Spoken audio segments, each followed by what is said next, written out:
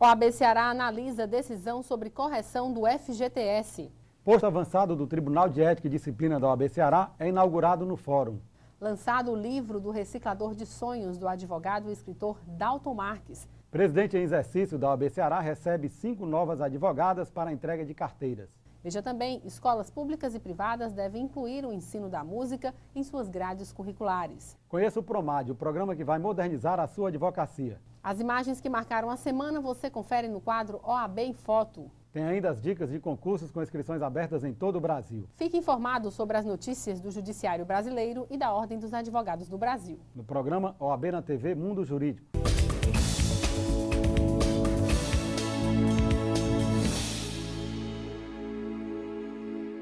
A OAB Ceará, por meio da Comissão de Direito do Trabalho, fará um parecer técnico sobre as decisões da Justiça Federal do Paraná, que admitiu a correção do Fundo de Garantia do Tempo de Serviço, FGTS, pela inflação.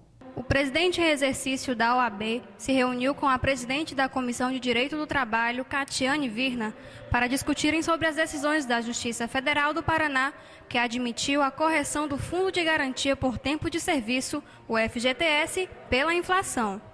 Agora, qualquer trabalhador pode requerer o cálculo do saldo de sua conta. Essas decisões que estão vindo sobre a questão do recálculo do Fundo de Garantia por Tempo de Serviço é um assunto relevante tanto para a advocacia quanto para a comunidade, não é?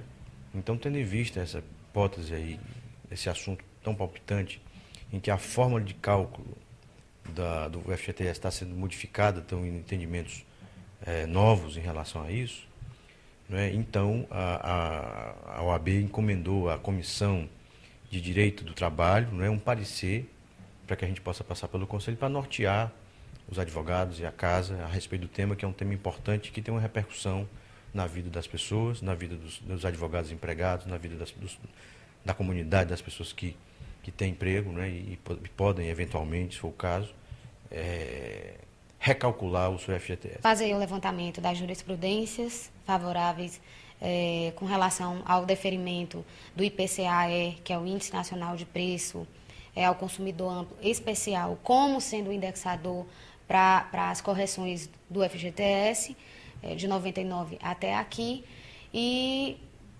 acostando essas jurisprudências, tecer um panorama geral para que a OAB dê a sua contribuição como agente social, né, informando, levando as informações à sociedade, principalmente porque se trata de um tema vasto que atinge vários trabalhadores e, inclusive, advogados empregados.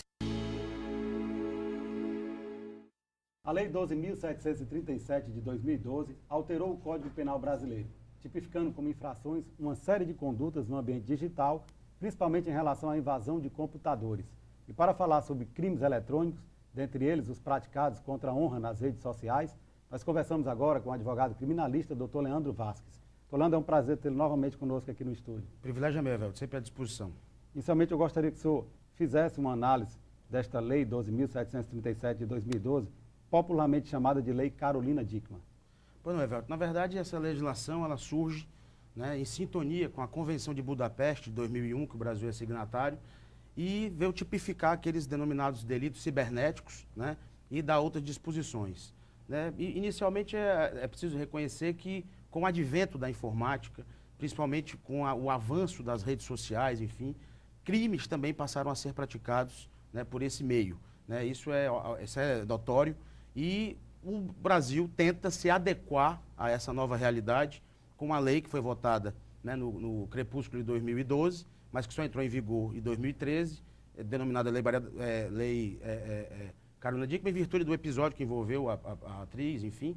Mas, na verdade, o dispositivo, ela surge com 2 dispositivos muito importantes, né? Um primeiro destacando que a invasão, né, de dados, né, telemáticos, de informática, enfim, com uma violência indevida a determinado aparelho, isso é sim tipificado como um crime cuja pena é de 6 meses a 1 ano de reclusão. Se dessa invasão, desse dispositivo, resulta a obtenção de dados sigilosos, né, de informações absolutamente secretas, né, de dados de intimidade, enfim, se há a obtenção desses dados, então aí já se tipifica em outro delito, né, do parágrafo 3º do artigo 154-A do Código Penal, que a pena já é o dobro, ou seja, de 6 meses a 2 anos de reclusão. Portanto, você manejar, por exemplo, o celular de alguém, se você conseguir ultrapassar a barreira da senha, né, e passar a ter acesso, né, às ligações, aos e-mails, aos contatos travados ali, isso já representa o tipo penal do artigo 154A do Código, né? Então, na verdade, a lei surge para posicionar o Estado brasileiro, né, numa realidade que é, obviamente, mundial, em sintonia, repito, com a Convenção de Budapeste de 2001. Portanto, o Brasil já estava até, de certo modo, bem atrasado, né, na necessidade de se adequar temporalmente nessa realidade que fulmina, né, a intimidade, a privacidade do cidadão diante da ampla, né, a vasta utilização da rede mundial de computadores, dos smartphones que têm acesso à internet, muito embora os crimes também possam ser praticados, independentemente, né, do dispositivo estar acessado à rede mundial de computadores. Quais são as punições previstas para esses crimes, para esse tipo de crime? Bem, de 3 meses a 1 ano. A pena de multa também? A pena de multa também, né? Isso se não constitui crime mais grave, né? E o que é importante destacar é que, independentemente do aspecto penal, naturalmente que, até com fulcro na Constituição Federal, a invasão daquela privacidade, a exposição indevida de documentos, de fotos, de imagens, também pode ser enfrentado na esfera civil, obviamente, com ação indenizatória, buscando a reparação de dano moral ou dano material, não é? Doutor Leandro, quais são os delitos mais comuns praticados por meios eletrônicos? O senhor poderia destacar aqui alguns? Bem, na rotina forense, nós percebemos que há a prática avassaladora dos crimes contra a honra, principalmente, né?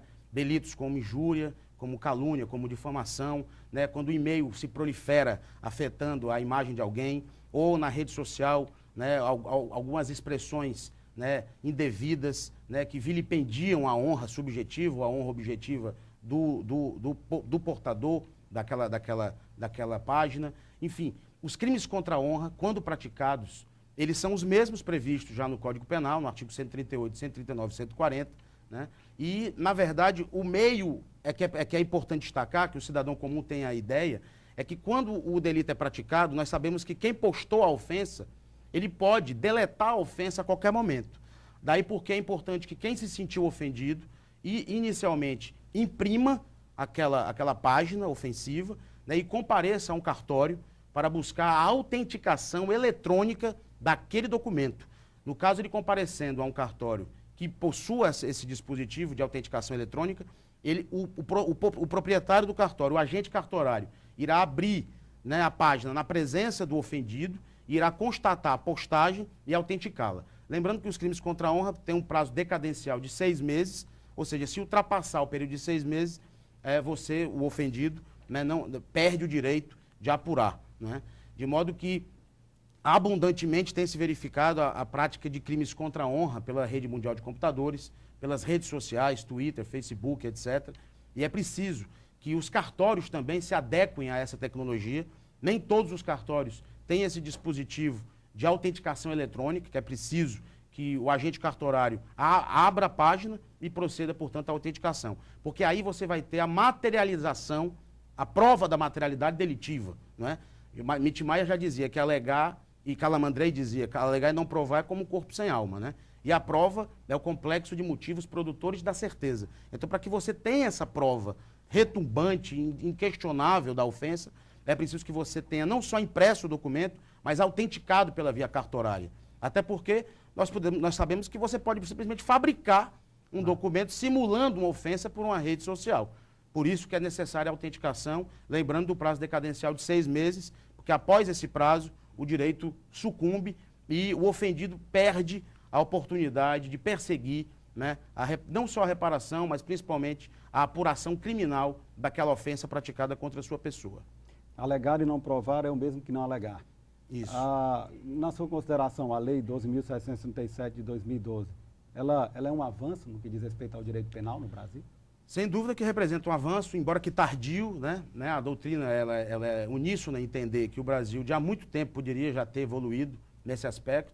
Na verdade, existiam dezenas e dezenas de projetos de lei tramitando no Congresso Nacional, muitos deles até adormecidos, né? E precisou acontecer aquele episódio com a atriz, a Carolina Dickmann, para que, a toque de caixa, praticamente, o legislador votasse a lei 12.737, de 2012, que ainda possui algumas imperfeições, né? Alguns professores, estudiosos do assunto, reclamam, né, que o desenho do tipo penal, a elaboração, a descrição do delito poderia ter sido um pouco mais aperfeiçoada, mas isso a jurisprudência vai contornar, vai lapidar, né, a construção jurídica desse cenário. O importante é que o Brasil finalmente, né, enfrentou essa realidade e hoje possui sim uma lei que combate os hackers, né, os crackers também, que é outra atuação, e principalmente preserva também a honra do cidadão usuário desses sistemas para que ele possa perseguir em juízo a reparação do dano e também a punição daqueles que o ofendem na sua honra objetiva e subjetiva. Doutor Leandro, essa lei, ela traz algum dispositivo relacionado aos crimes eletrônicos praticados contra consumidores? Ou não há esta previsão nesta lei? Também.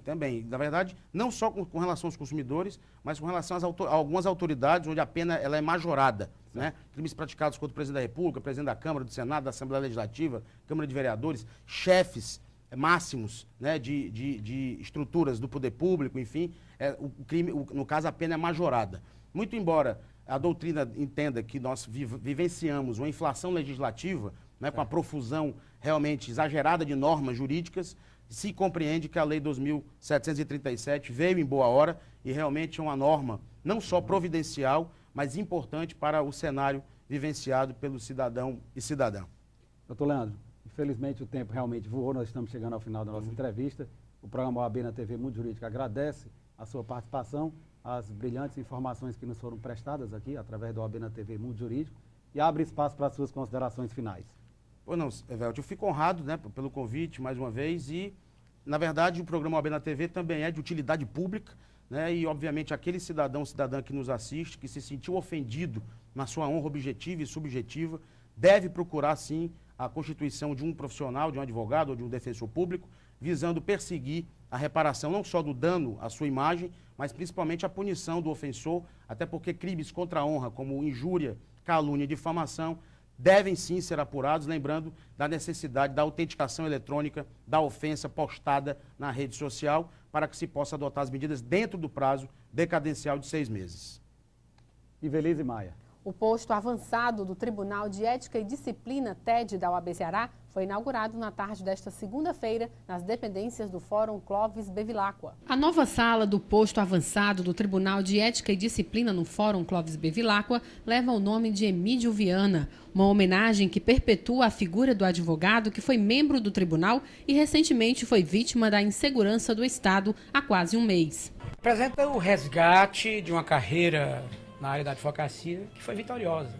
Rapaz do interior, rapaz da roça, veio para Fortaleza, estudou, teve dos empregos mais simples, mas fez a faculdade de Direito na Unifor e fez a OAB, passou e chegou inclusive a ser integrante do Conselho de Ética e Disciplina, cujo tribunal agora o homenageia juntamente com a própria OAB. Então representa muito nesse momento de sofrimento da família como um todo. Eu acho uma homenagem extremamente justa, até porque o Emídio pertenceu ao Tribunal de Ética e demonstrou sempre o interesse de servir à instituição.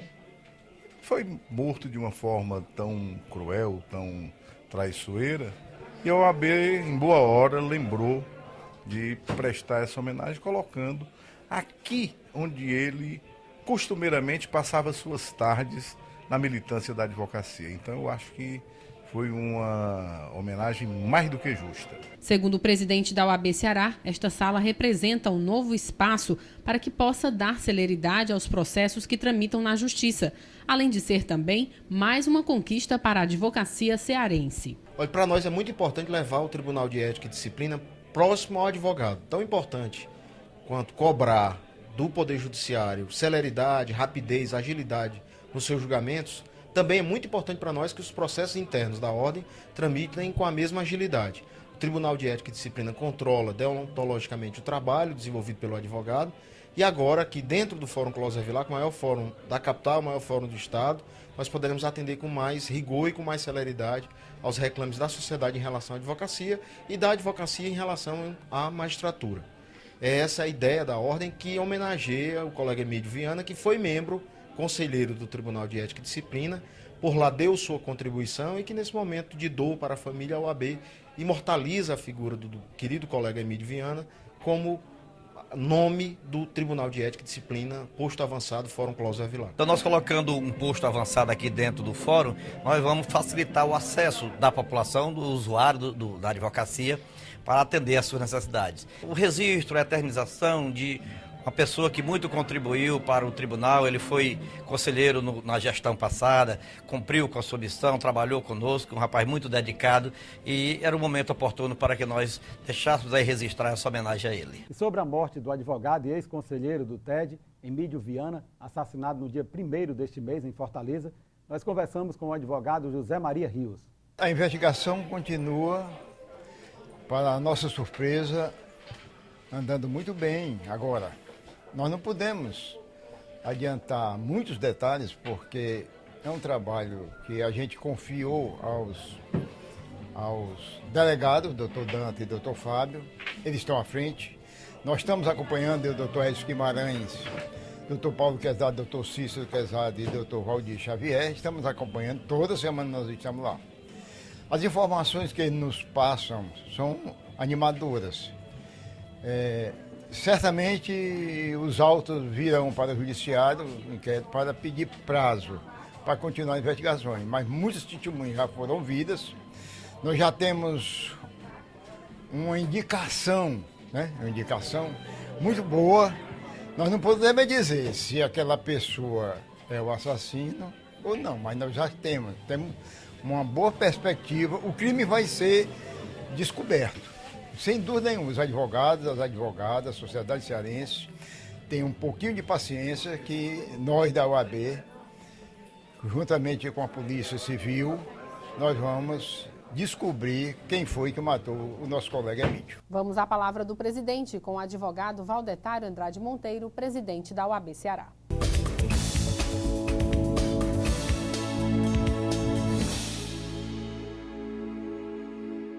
Colegas advogados e advogadas, esta semana inauguramos no Fórum Cláudio Vilar o posto avançado do Tribunal de Ética e Disciplina. O posto leva o nome do advogado Emídio Viana. Ao tempo em que ainda temos a dor pela perda do querido amigo, do querido militante da advocacia daquele fórum, nós também homenageamos e imortalizamos a figura de um advogado que foi membro, conselheiro do Tribunal de Ética e Disciplina e que deu lá a sua contribuição. Dentro em breve inauguraremos também um posto avançado no Fórum Altran Nunes e outro na Justiça Federal. É uma contribuição da Ordem à celeridade de tramitação dos processos do nosso Tribunal de Ética e Disciplina. Cobramos do Judiciário a agilidade, temos que ter internamente nos nossos trâmites também agilidade, celeridade no julgamento dos processos. Estamos inaugurando um novo momento no estacionamento do Fórum Cláudio Vilar com o controle eletrônico dos advogados, advogadas e estagiários inscritos. O estacionamento cresceu em dobro do seu número de vagas, mas é importante que nós também tenhamos um controle maior na entrada do uso exclusivo do estacionamento. É a OAB trabalhando mais por você, pensando mais no seu dia a dia.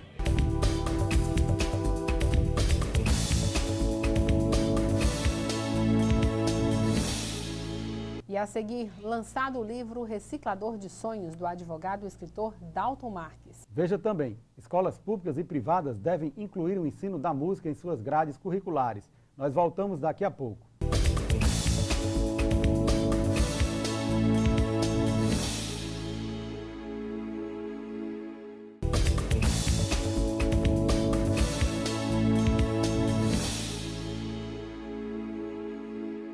A greve é a paralisação coletiva e temporária da prestação pessoal de serviço ao empregador, com o objetivo de alcançar uma evolução nas condições de trabalho.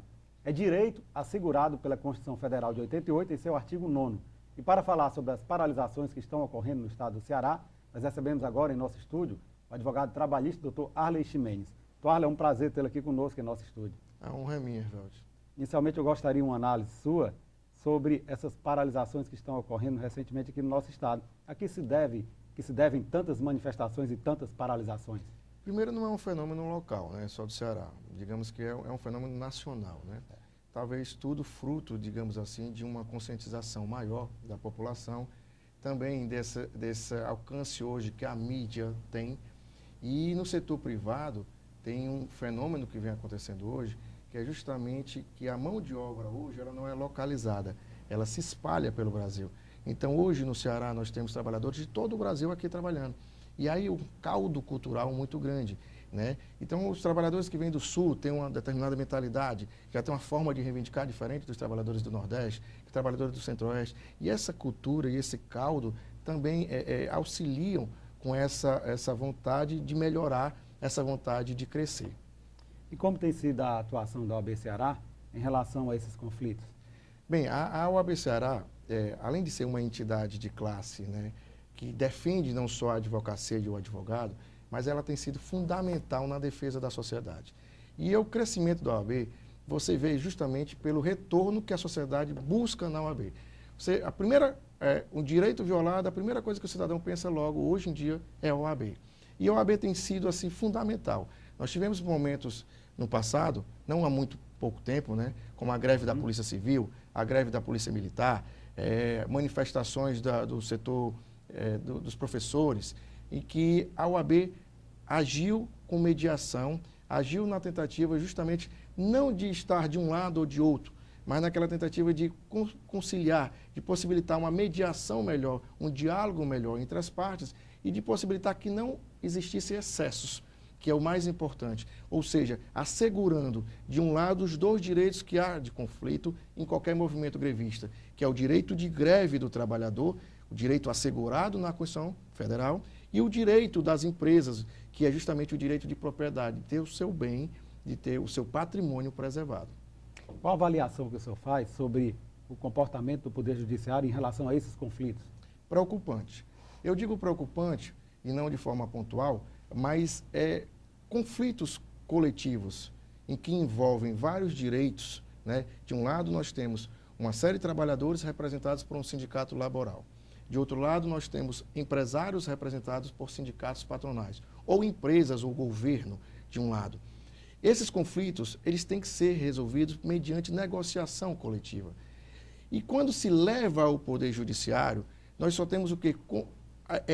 Agrava-se a situação. E aí nós temos o quê? Um excesso de interditos proibitórios, nós temos um excesso de declarações de abusividade de greve, quando muitas vezes não se observa a essencialidade daquela greve e a necessidade dela.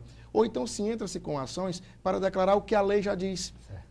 E aí esses pontos é que tornam as negociações mais complicadas. Existe uma legislação que regule com toda a abrangência necessária o direito de greve? Infelizmente não. Nós temos uma legislação antiga, que é a Lei 7783 de 89, que fala do direito que tenta regular um pouco a greve. Essa lei ela é muito pequena, né? Ela não se aplica integralmente a todos os setores, mas tão somente ao setor privado. E nessa situação, ela também ela deixa muitas brechas. Por exemplo, hoje o que nós temos, uma maior discussão que nós temos hoje na questão de greve, é o que seria, Hervelt, atividade essencial e o que não seria essencial. E aí, a lei é taxativa, essa lei, em definir exatamente o que é atividade essencial.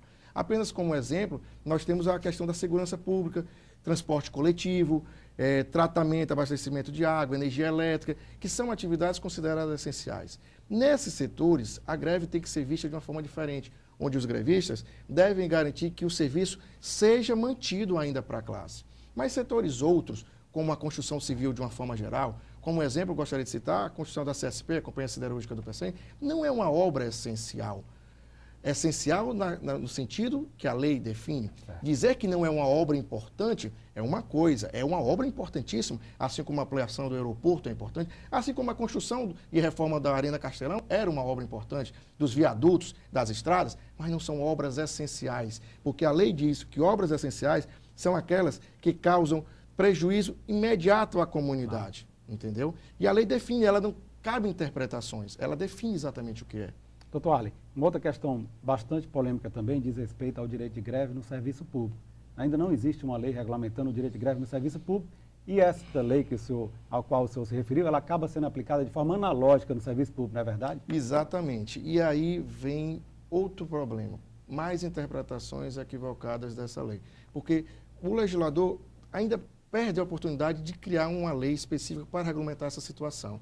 E o que é que nós nos separamos hoje? Greves em cima de greves e decisões das mais variadas possíveis. Nós temos a AMC hoje em estado de greve. Nós temos os servidores públicos municipais representados pelo Sindifor com possibilidade também real de entrar em greve novamente, tendo em vista os reajustes salariais que não estão sendo adequados. E aí muitos outros segmentos em greve. Esta realidade, o governo, as empresas têm que entender que o que tem de negócio, o único moeda de troca, digamos assim, a única coisa que o trabalhador dispõe é da sua força de trabalho. Então, a única forma dele reivindicar é retirando a sua força de trabalho, que é justamente deixando de trabalhar para reivindicar. Agora, a greve, uma coisa que eu gostaria de ressaltar, não é estamos parados e o trabalhador vai para casa e esperar uma decisão. Não, greve ele vai todo dia ao trabalho, ele vai lá estar junto com seus colegas e reivindicando, preservando o patrimônio, mas garantindo que a luta dele, mas jamais depredando, jamais com atos de vandalismo. Diante deste cenário de tantas greves, qual deve ser o papel do advogado? O advogado deve estar preparado, deve buscar uma qualificação, uma preparação para enfrentar este cenário? Evelton, é uma preocupação que eu tenho hoje grande, é porque as universidades, de uma forma geral, elas dão muita ênfase ao direito individual. Não dão apoio que deveria dar ao profissional em formação à questão coletiva. Muitas vezes os profissionais eles têm que aprender no dia a dia, né, porque a universidade ela já não te dá um retorno como merecia. E a quantidade de especializações ou cursos específicos na área também são bem diminutos. Então, colega advogado, é um segmento importante, é um segmento hoje carente de profissionais, e necessita o quê? Que você busque uma especialização, busque aprender mais essa área, porque o mercado está aberto a colegas. Nós precisamos de colegas mais capacitados para atuar no segmento. Veja que cada vez mais sindicatos se mobilizam, o trabalhador se mobiliza, empresas se mobilizam. Então, é um segmento, é uma área do direito do trabalho em crescimento. E é um mercado que eu digo aos colegas, busquem porque tem espaço. Está em franca expansão. Com certeza. Qual a análise que o senhor faz da relação sindicatos, governos e empresas? É o que eu venho dizendo. Tem que ter um processo de conscientização e de diálogo permanente entre essas entidades. Não adianta, todas as obras, eu digo ao prefeito hoje, Roberto Cláudio, que é um grande administrador, digo também a questão do nosso governador Cid Gomes, todas essas obras que são colocadas hoje são importantíssimas e elas têm que ser levadas à frente, sim. Mas tem que haver um diálogo mais direto com essas empresas que são contratadas, para que garantam que essas atividades sejam executadas com prontidão. Quer rapidez na execução do serviço? Monte turmas, manhã, de tarde e noite, mas não exagerem colocando trabalhadores para passar da sua jornada de trabalho, né, deixando de negociar. Os problemas que nós verificamos hoje em obras são justamente quando há excessos, há violência, há maus tratos, há situações que dificultam, e aí a relação trabalhador e empresa fica difícil. Entre governo e entre sindicatos, diálogo franco, direto, não dá mais para você ficar levando a conversa para frente e você ficar, não, vamos ver ano que vem aumento. O servidor está lá, nós necessitamos do servidor, nós necessitamos do trabalhador. Não existe empresa sem trabalhador, não existe trabalho sem empresa. Uma entidade depende da outra. Então eles têm que entender que é uma parceria, não é um conflito. Né? Aquela de, vocês estão do mesmo lado e tem que lutar para melhorar a condição do trabalhador.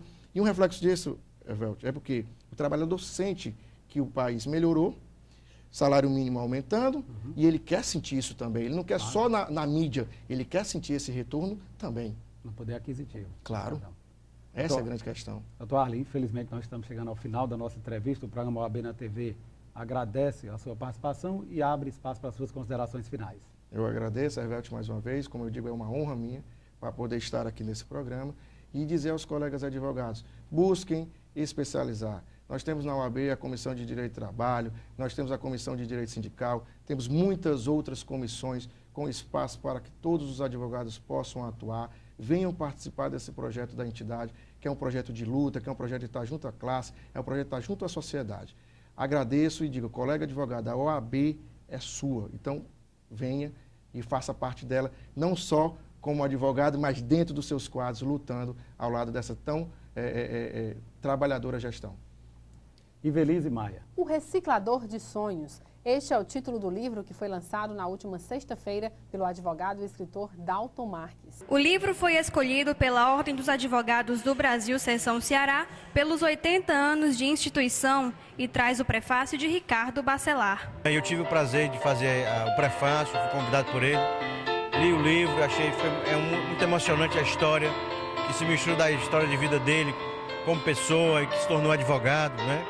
Então com muito orgulho e com muito prazer que a Ordem está aqui hoje no lançamento do livro, não é? E apresentando a obra, não é? Que é uma obra muito bem escrita, não é? E traz uma história de vida que é uma história de um exemplo de superação e que mostra a questão da força do trabalho, não é? Como é importante o trabalho, como o trabalho dignifica a pessoa. Então você pode transpor aí situações financeiras, situações até emocionais ou psicológicas, você transpõe através do esforço, da superação do trabalho, que dignifica muito o homem, a pessoa humana. A obra conta a história de um garoto que tinha o sonho de se tornar doutor, a exemplo de seu pai. E o livro ele fala de um garoto que sonha em ser doutor. É um garoto da periferia, é um garoto que nasceu humilde, mas que tem um sonho, carrega esse sonho para toda a vida e consegue chegar ao seu objetivo. O ex-governador do estado, Gonzaga Mota, esteve presente para prestigiar a obra. Então, eu estou aqui para cumprimentar o Dalton. O livro é de sonhos, né? E eu sou uma pessoa que sonho sempre. E venho sonhar com todos vocês, porque sonhando junto, a gente vai encontrar a realidade. Então, vamos prestigiar o Ceará, vamos prestigiar o escritor cearense e a escritora cearense.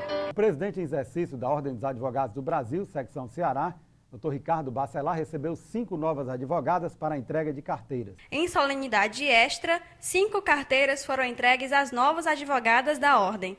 As carteiras foram entregues pelas mãos do vice-presidente da OAB, Ricardo Bacelar, e pela secretária-geral adjunta, Roberta Vasques. Você conhece o Plano de Previdência Complementar da OAB Ceará? A OAB Prev Ceará surgiu do anseio da Ordem dos Advogados do Brasil e da Caixa de Assistência dos Advogados do Ceará em oferecer um plano de previdência complementar desenvolvido exclusivamente para atender às necessidades dos advogados cearenses. A Previdência Complementar fechada no Brasil vem crescendo a cada ano. Nós brasileiros percebemos que é preciso pensar no futuro, fazer a economia hoje pensando na qualidade de vida de amanhã. A OAB Prev Ceará funciona como uma poupança. É um investimento de longo prazo em que você pode acompanhar através de extratos a rentabilidade de seus investimentos. Por isso não perca tempo, faça já o seu plano de previdência complementar e garanta o seu futuro. Para mais informações é só ligar para 3464-3991. E em instantes as dicas de concursos jurídicos com inscrições abertas. E as imagens que marcaram a semana no quadro OAB em Foto.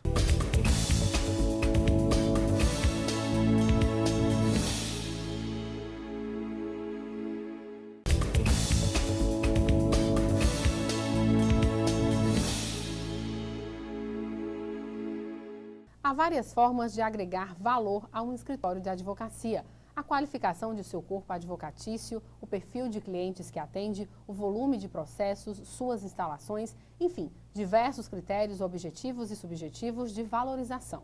E você já parou para pensar que cada vez mais a tecnologia vem se tornando um ativo de extrema relevância para os escritórios de advocacia? Através dela, uma inumerada quantidade de situações pode ser melhorada, trazendo ao escritório dividendos em áreas nunca antes imaginadas, aspectos importantes da relação entre o seu escritório e seus clientes, parceiros, mercado e até concorrentes podem ser qualificados através de ferramentas tecnológicas. A Ordem dos Advogados do Brasil, Seccional Ceará, e a Caixa de Assistência dos Advogados do Ceará, CAAS, perceberam a importância deste diferencial para os seus inscritos e, através do PROMAD, o Programa Nacional de Modernização da Advocacia, vem oferecendo alternativas fundamentais ao incremento tecnológico da advocacia. Software jurídico e site na internet são os pilares dessa valorização, colocando os advogados e advogadas em posição de destaque junto à sociedade. Acesse www.promad.adv.br, cadastre-se gratuitamente e teste sem compromissos mais este benefício oferecido por 6 meses a todos os inscritos e até 2 anos aos recém-formados. Todas as escolas públicas e privadas devem incluir o ensino da música em suas grades curriculares. O objetivo é desenvolver a criatividade, sensibilidade e uma maior integração entre os alunos através da música. O vice-presidente da OAB, Ricardo Bacelar, recebeu o deputado Paulo Facó na sede da Ordem para discutir um projeto de lei que pretendia incluir a música no ensino básico. Esse projeto que nós apresentamos para a indicação da Assembleia, ele tem como escopo, como base principal, a obrigação do ensino da música na educação básica do Estado. Nós estamos apenas com esse projeto querendo que seja cumprida uma lei federal que trata sobre esse assunto. Então nós sabemos da riqueza musical do povo brasileiro, especialmente do povo nordestino, e a apresentação desse projeto tem como objetivo principal, além de instituir a música como obrigatória, é abrir o debate. Ou seja, esse projeto ele não é um projeto final, não é um projeto concluso. Nós estamos fazendo audiência pública também na Assembleia Legislativa, convidando a OAB, que tem nos apoiado nesse projeto, convidando os músicos, a Ordem dos Músicos, convidando o secretário de Educação do Estado e do município, ou seja, todas as pessoas envolvidas nesse tema. É um tema muito rico e muito amplo e necessita de um debate maior. E essa audiência pública é exatamente para isso, para dirimir as dúvidas, para nós arredondarmos, digamos assim, o projeto e fazermos um projeto que seja viável e que possa ser aplicado realmente nas escolas aqui do estado do Ceará. Para Ricardo, a música é um instrumento fundamental na vida das pessoas, inclusive para o resgate daqueles que se encontram nas drogas. A OAB está dando esse apoio ao projeto do deputado Paulo Facó, né, que é um projeto que vem também somar com um projeto de lei federal que reintroduz a música, né, como item obrigatório na grade fundamental do ensino. E a OAB já vem há muitos anos tratando dessa temática, né, por entender que existe uma importância muito grande na questão da formação musical das crianças, né, que é um item importante. Todos os países desenvolvidos do mundo usam a música como um veículo, né, de aumento da percepção, da concentração, né, e o aumento também das cognições motoras e também da concentração, além de um superávit que você tem aí neurológico, né, isso é uma coisa científica. E ao mesmo tempo ele vem com um projeto que traz um conservatório de música, Alberto Nepomuceno, né, que é um projeto também de lei que nós estamos apoiando. Então a OAB, além de tratar das questões relacionadas à advocacia, ela está também inserida nessas questões culturais, né, que dizem respeito à cidadania, à educação, né, ao bem-estar, né, por ser mistério da ordem e da advocacia. E vamos conferir agora as dicas dos principais concursos jurídicos com inscrições abertas em todo o Brasil na nossa agenda. Tribunal de Justiça do Estado de Minas Gerais. Inscrições de 28 de janeiro até 26 de fevereiro. Mais informações pelo site www.pciconcursos.com.br. Tribunal de Justiça do Estado de São Paulo. Inscrições de 27 de janeiro a 7 de março. Mais informações pelo site www.pciconcursos.com.br. Tribunal de Contas do Distrito Federal. Inscrições de 17 de fevereiro a 18 de março. Mais informações pelo site www.pciconcursos.com.br. O Memorial do Advogado é um espaço de valorização da advocacia cearense por meio de fotos, objetos e documentos antigos que marcaram a história do direito no Estado. O Memorial do Advogado foi inaugurado em julho de 2011 e busca resgatar e resguardar a história da advocacia cearense. O memorial ele veio para resgatar a memória da advocacia, né? Então a OAB ela tem 80 anos de história e nesses 80 anos são anos de luta, anos de luta contra a ditadura militar. Então a OAB sempre esteve presente nos grandes momentos da história do Brasil e esse memorial vem justamente resgatar isso, né? essa memória. O acervo conta com aproximadamente 100 peças, entre elas fotos, artigos e objetos antigos usados pelos advogados. Bom, o memorial, há tempos que a gente vem tentando formar o memorial do advogado cearense. Esses documentos antigos que existem aqui, e outra parte ainda estão comigo na OAB, estão sob a minha guarda há várias décadas, né? Há uns 50 anos que esses documentos estão sob meu poder. E a nossa intenção era formar o memorial da OAB.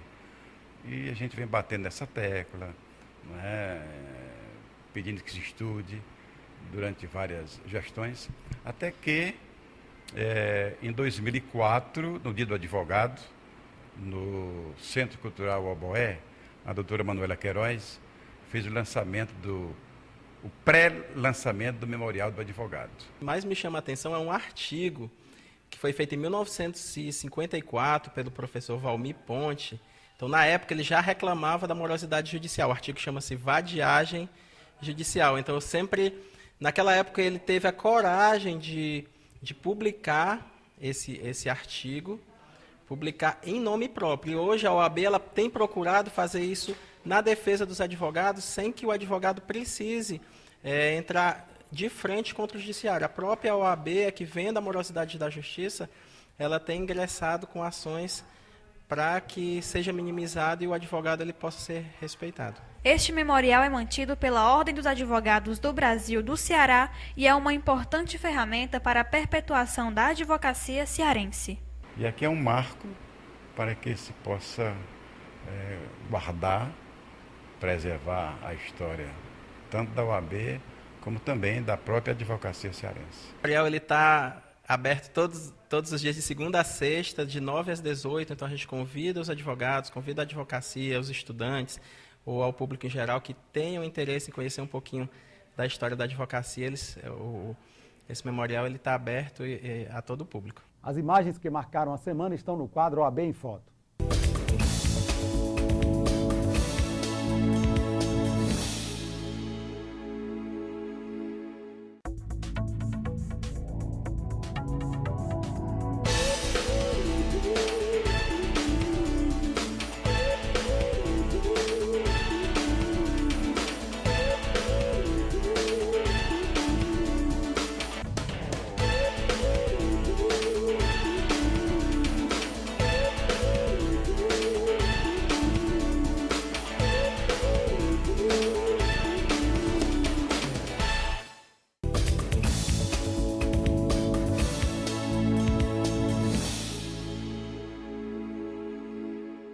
E o programa de hoje termina aqui. Lembrando a você que o programa da Ordem dos Advogados do Brasil, Secção Ceará, é transmitido na TV Fortaleza, canal 61.4, às quartas-feiras, às 19 horas, com reprise às quintas-feiras, às 7 da manhã e aos sábados, às 13 horas. Assista também um programa inédito na TV O Povo, canal 48, às quartas-feiras, às 23 horas, com reprise às sextas, às 11 da manhã, sábados, às 22h45 e aos domingos, às 11h15 da manhã, ou através do site da OAB Ceará. Fique informado sobre as atividades da Ordem dos Advogados do Brasil, Secção Ceará, no OAB na TV Mundo Jurídico, o programa do advogado cearense. E você tem um canal direto com a gente através da página do programa no Facebook e também através do Twitter, @OABCE.